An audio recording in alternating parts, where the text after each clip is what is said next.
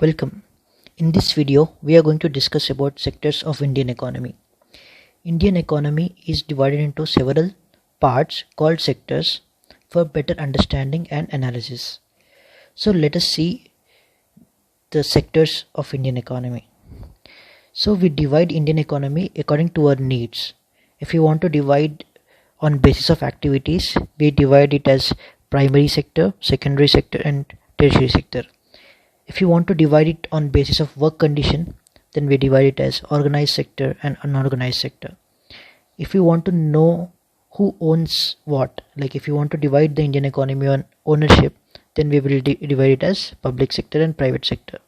So these are the terms which we keep hearing in news frequently. So let us understand each term, each sector properly.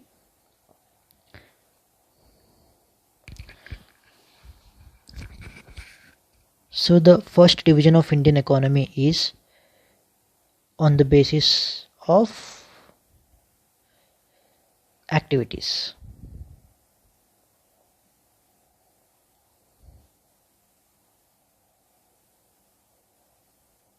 So on the basis of activities, Indian economy is divided into three parts: primary sector, secondary sector and tertiary sector.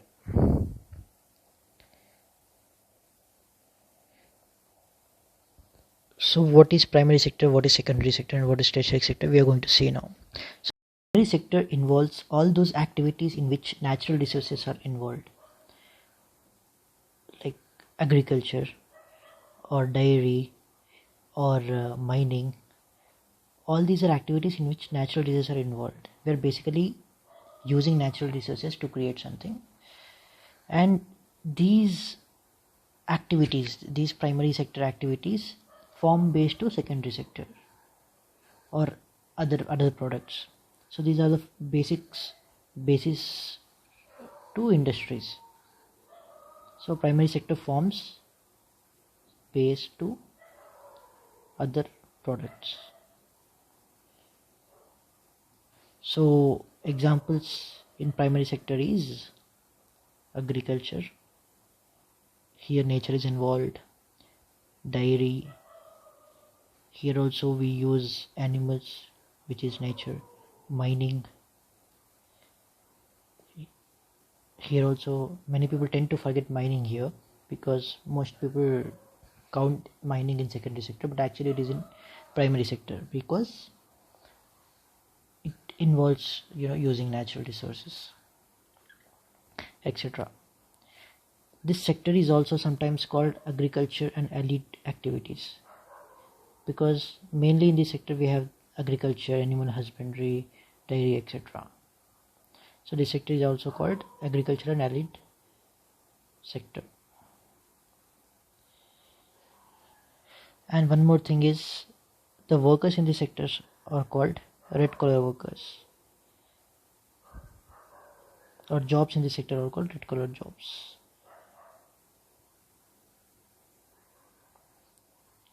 Now we come to secondary sector.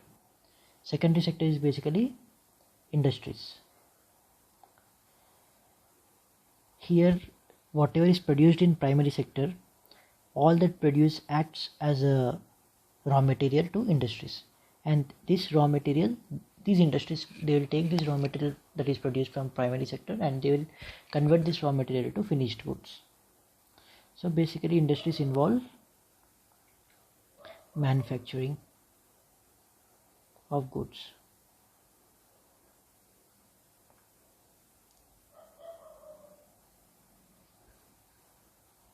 For example, all the industries come here. Whatever industry, steel industry, cement industry, all these industries come here. The jobs in these industries are called blue collar jobs. The workers who work in these industries are blue collar workers. Then tertiary sector. Tertiary sector is also called services sector.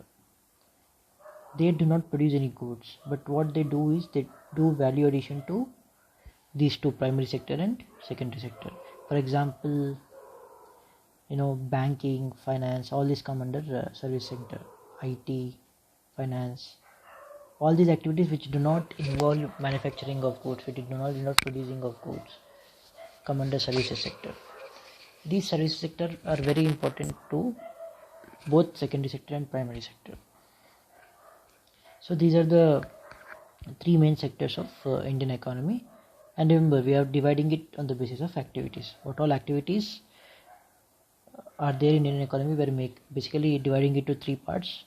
First part is called primary sector, second part is called secondary sector, and third part is called tertiary sector. Okay, now we will, and one more thing here, tertiary sectors, the jobs are called white collar jobs. The workers in tertiary sector are called white collar workers. So you need to understand this difference clearly. Red collar jobs, blue collar jobs, and white collar jobs, depending on which sector of economy they are working in. Now we will move to next part, division of sectors based on work.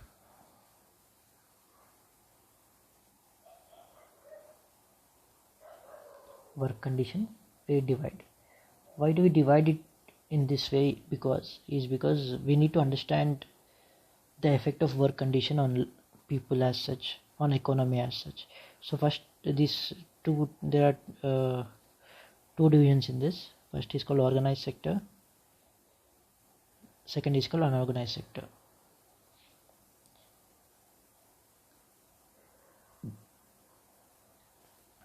Means all those activities or all those jobs in which there are fixed employment terms, that is, there are certain wages to be paid and these wages will be revised, like every year these wages should be revised. All these rules are there are fixed rules and fixed way things happen.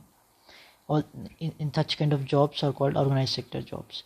So in organized sector jobs, basically we have fixed employment terms, and these organized workers enjoy social security. Basically the employers need to provide them with all the social security like EPF, medical facilities, all these insurance, all this social security will be provided in organized sector. So no such social security is there in unorganized sector. So all those jobs which don't come under organized sector can be considered as unorganized sector, like kirana shop owners, or daily wage workers. These people do not have any contract, these people do not have any fixed employment terms, no permanent jobs basically. So these are mainly permanent jobs, and these are all other jobs, like even contract jobs are also included here. So here there is no social security, but here there is social security. So all those jobs which don't come under organized sector can be considered as an organized sector. In this we see a variety of jobs like kirana shop owners, daily wage workers, contractual workers, etc. Like for example, let's take one industry. If you take a company, let's say Toyota Motors, any car making company, Tata Motors. What this Tata Motors industry will do is, while making a car, they'll hire a fixed number of people as permanent workers. They'll not hire entire workers as permanent. They hire only a part of workers as permanent. Let's say they require 100 people to make a car. So what they will do is 70 to 80 skilled people they will hire as permanent, and these remaining 20 people they'll hire as contract workers. They'll give them a contract and they'll hire only for the 1 year, 2 years. And if they require, they'll extend the contract. If they don't, they'll remove them from jobs, these 20 people. But those 70, 80 people, they cannot remove them from jobs so easily. So these people have social security, these people have job security, these people have fixed employment terms. So all this security is there in organized sector, but the remaining 20% fall under unorganized sector or fall under casual labor or contractual labor. So these people don't have all this social security, and the employer is not legally mandated to provide all that to them. But to this 70-80 people which the employer has hired as permanent staff, government mandates them to provide all these benefits. So this is the main difference between organized sector and unorganized sector. So our aim is to bring more and more people into organized sector from unorganized sector. This can be done by creating more jobs, by pushing the companies to hire more permanent workers, etc. So we will see the third classification of Indian economy, which is based on ownership.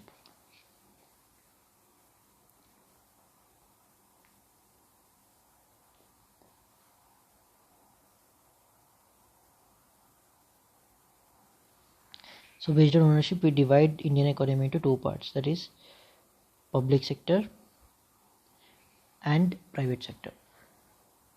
This is fairly simple, guys. So all those entities where there is majority government ownership, they are considered to be public sector. Whether those are companies, whether these are regulatory bodies, whatever, if government owns them, then it comes under public sector. So if you see the examples, first we will look at some companies. Let's take IOC, ONGC. So all these companies, government is a majority stakeholder. That means government holds more than 50%. So all these companies are considered as government companies, that are public sector companies. So other name for this is public sector undertakings, or public sector companies basically. Why they are called public sector companies? Because government holds more than 50% stake in them. So all those regulatory organizations like RBI, NABARD, all these can be considered under public sector, etc. Because basically government owns them. If government owns them, then they come under public sector. Now, so all other companies which the government does not owns come under private sector. Like if you take HDFC, ICICI, Reliance, all these are privately held companies. Government has no ownership. Even if it has ownership, it is less than 50%. So all these companies come under private sector. Hence now we have completed this division of sectors of Indian economy. We have divided basically Indian economy on the basis of three things. First, we have divided on basis of activities, where we have learned about primary sector, secondary sector and tertiary sector. Then we have divided Indian economy on the basis of work condition. There we have learned organized sector and unorganized sector. And then on the basis of ownership we have divided, where we have learned about public sector and private sector. If you have any doubts regarding this, you can ask in the comment section. Thank you for watching the video.